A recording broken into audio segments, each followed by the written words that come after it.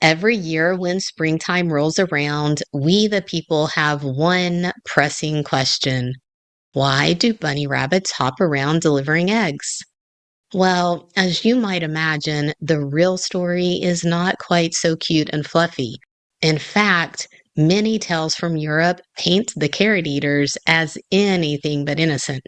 So grab your baskets and come along with me as we hunt down the mysterious, magical, and menacing origins of the Easter hare.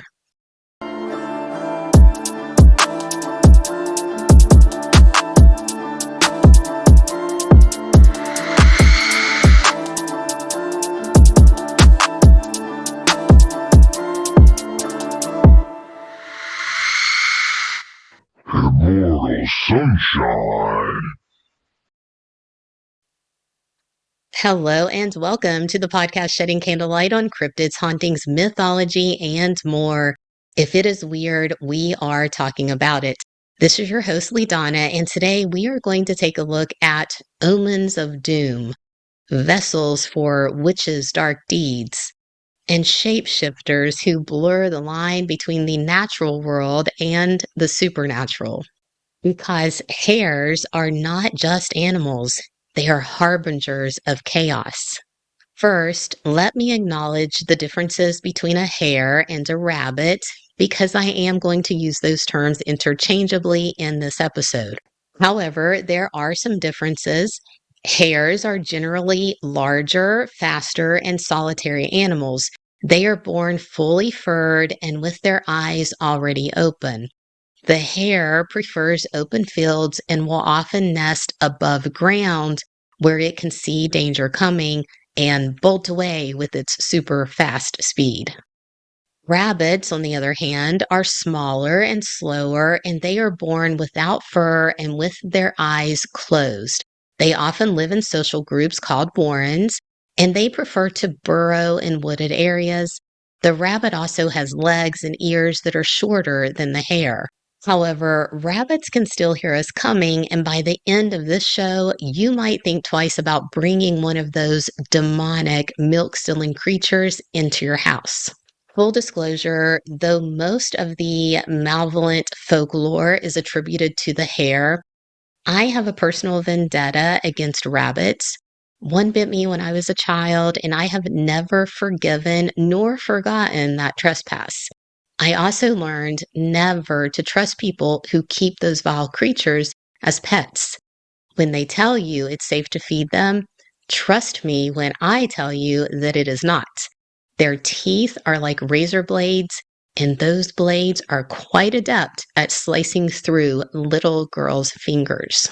So while folklore picks on the solitary hare, punishing him for his loner heart, and grins at the socialite rabbit because isn't he so fluffy and cute, I will remind you that the elusive hare is not the only one who has a taste for blood.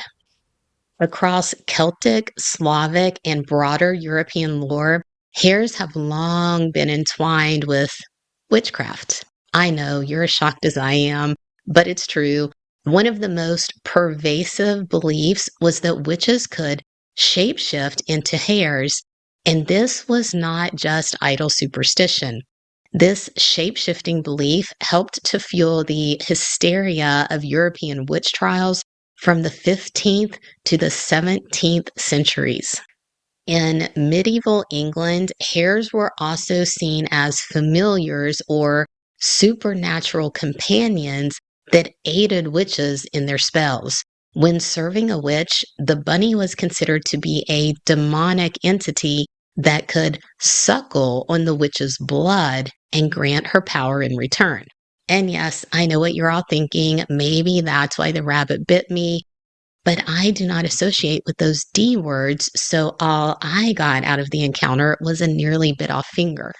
On May 15th of 1662, during the Great Scottish Witch Hunt, a young woman named Isabel Gowdy confessed that she could shapeshift into a hare by chanting the following: I shall go into a hare with sorrow and psyche and much care. I shall go into the devil's name while I come home again. To turn back into her human form, Isabel would chant, Hare, hare, God send thee care. I am in a hare's likeness now, but I shall be in a woman's likeness even now.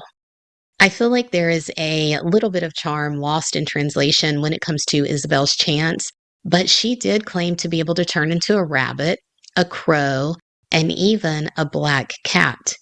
She would then use those animal forms to go undetected while she spied on her neighbors and stole their milk. Sometimes she would transform just to keep from being seen by anyone when she was out in places she ought not to have been. Isabel also claimed to visit fairyland where she rode invisible horses with the fairies. And she claimed so many other things. Her story will ultimately be a sad one because the witch trials were horrific, but Isabel's confessions sparked some of their own lore and have since inspired the way witches are portrayed in fiction books and even circles practicing forms of witchcraft today. So hers is a story worth knowing, and we may cover it in a future episode. The year after Isabel's trial in the summer of 1663 in Taunton, Somersetshire, England, a 70-year-old widow named Julian Cox was put to death after a ridiculous trial in which she was accused of being a witch. Several witnesses came forward with various claims about this poor woman, and one of those witnesses was a hunter who said he was out there in the woods minding his own business when he caught a rabbit. But the next thing he knew, instead of a rabbit, it was this old, naked woman bent over right there in front of him. So odd how that happened to this widow who was known to have to beg for scraps. I probably will not ever tell you her story because the witnesses are infuriating.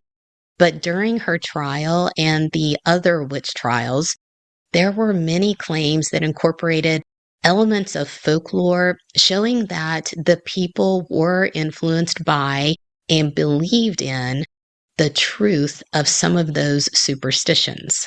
In Celtic mythology, hares were sacred to goddesses like Easter, the dawn deity linked to spring and rebirth.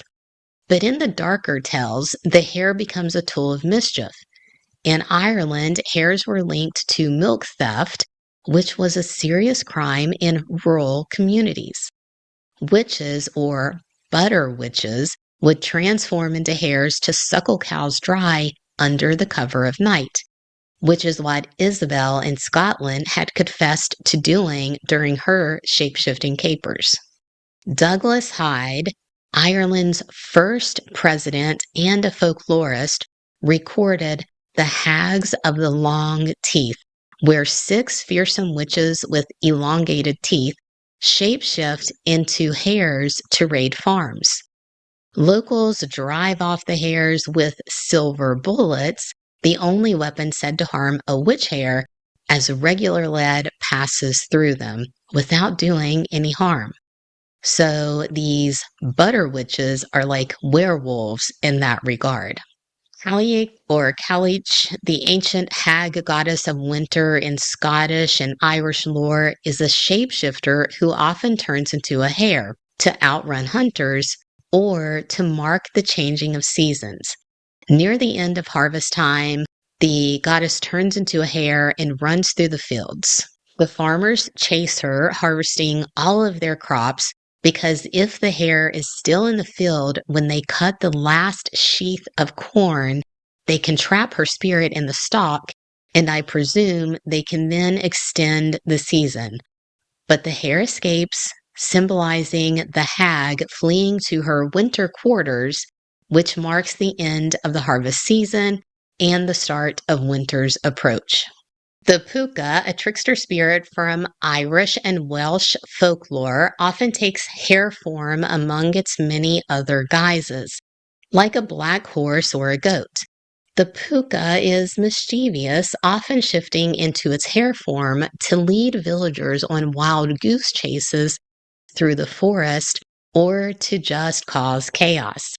But it also delivers prophecies. One legend has the hero Brian Boru capturing a puka in hare form, forcing it to reveal secrets of the land. So while the puka doesn't seem so bad, if it is disrespected, the puka destroys crops and also lures people to their doom. Its name is derived from Pak, meaning goblin, which underscores its ties to the fairy realm. The Celtic hero Oisin once hunted a wounded hare that led him underground to a hall where it transformed into a beautiful woman bleeding from the leg, revealing her as a shapeshifter from the other world. In British folklore, crossing a hare's path is a bad omen, especially for men, as it might signal a witch's curse. In pagan Slavic mythology, a forest god called Leshi is often depicted as a tall, humanoid figure with bark-like skin, horns, and sometimes other animal features. He's a guardian of the woods and can shapeshift into trees, humans, and animals, including demonic, oversized hares with glowing eyes and unnatural speed. If you respect his forest and bring offerings like bread or salt, the woodland guardian might lead you to berries or some kind of wild game. But if you walk into his wilderness, cursing its very nature, or you go around willy-nilly harming his creatures, that demonic hare is going to guide you deeper and deeper into the woods, mimicking voices and even the cries of lost children until you are completely disoriented and walking in endless circles, starving and falling into traps. One Russian folktale describes this forest god leading you straight to a cliff where the demonic hare then shifts back into its true form and hurls you right over the edge. And if that is not vicious enough for you, the Leshy also abducts people, especially children. What better way to lure a child away than with a cute little bunny rabbit? I am telling you, do not let these creatures into your house.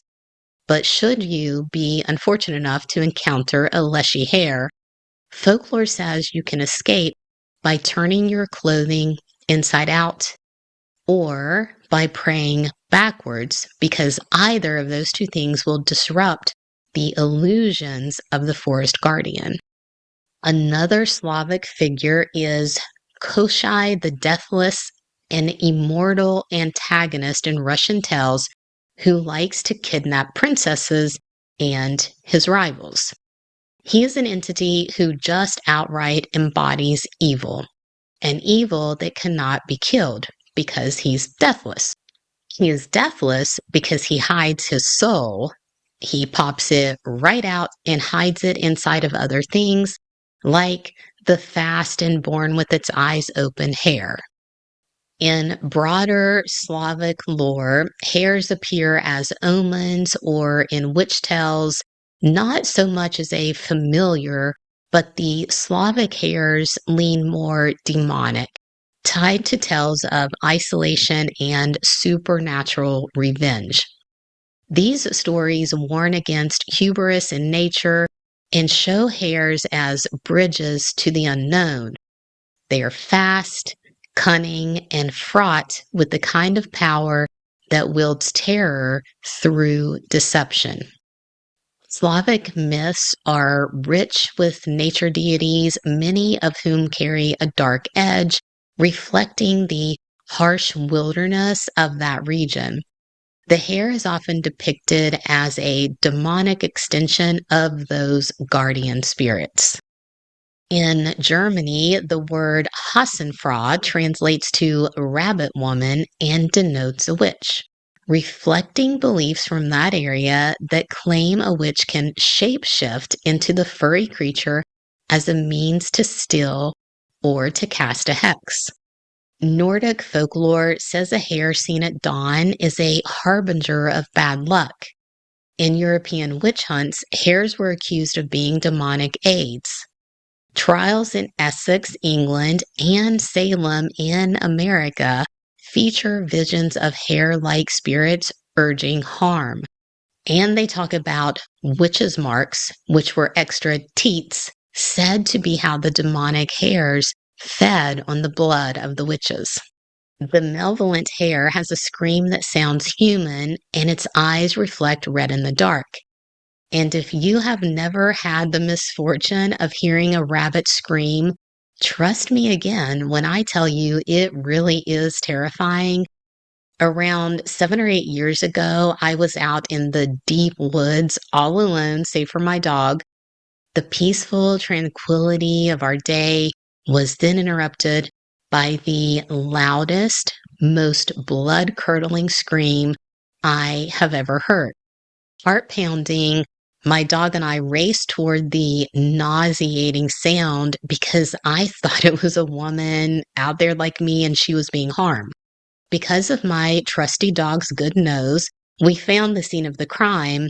There were maybe a handful of fresh blood drops scattered in a relatively small area and puffs of soft, silky rabbit fur.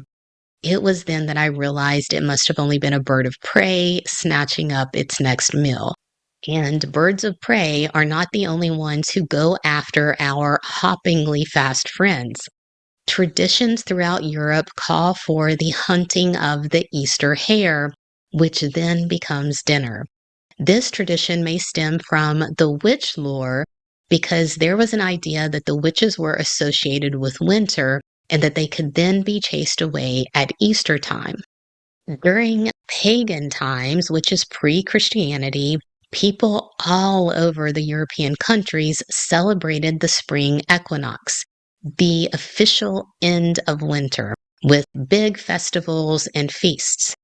One such goddess who was worshipped during this time was Easter, who I briefly mentioned earlier.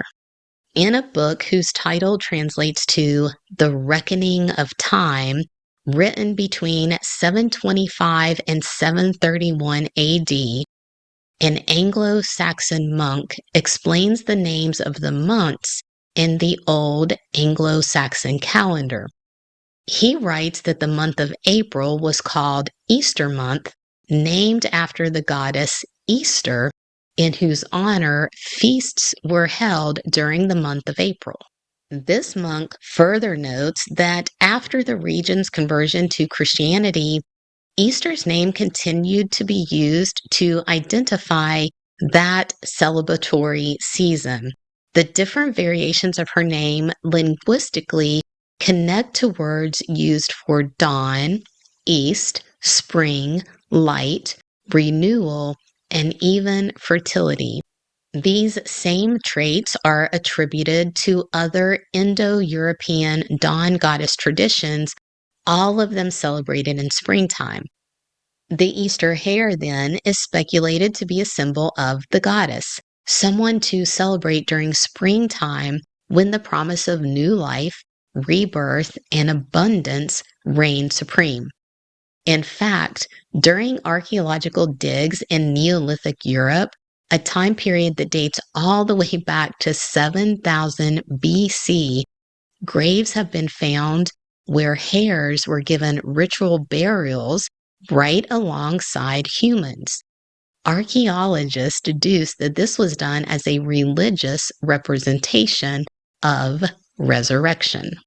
The egg is also seen as a representation of resurrection, a symbol of new life. So when you eat a hare at Easter time, you are getting rid of evil spirits. But when your bunny brings you eggs, it is in celebration of winter's end. And lest you think this bunny giving eggs idea is a new one, there are accounts from the 1600s describing children in Germany hunting eggs left for them by the Easter hare. All we did in our modern era was demote the hare to a bunny, presumably because people did not want to sit their children on the laps of demons or witches wearing the skin of a hare. Not that bunnies are any better, in my opinion, but I did sew an Easter bunny costume and hide thousands of eggs for the kids during my stint as the Easter bunny 20 years ago. So, at the very least, I am a bunny enabler, if not a rabbit lover. So while you are celebrating this year, consider the very name of Easter because inevitably you are going to hear someone ask why a bunny is delivering eggs. And now you know. Thank you for being with me today, and a huge thank you to everyone who has been reading through my collection of books. You made my winter go out like a roaring hare and have me super excited for Easter month and beyond. My shop just opened up on X, so if you follow me there, you can now go to my profile and link directly to my Shopify store from there. Otherwise, check out leedawnabooks.com. My email is leedawnabooks@gmail.com. And don't forget to sign up for my newsletter if you have not done that already. I try to include special discounts on new book releases for all of my subscribers. Wherever you are listening and or watching this show, please like and subscribe. I appreciate all of you, and I hope that you have a wonderful spring and a very happy Easter. Until we meet again, take care and never pet a bunny.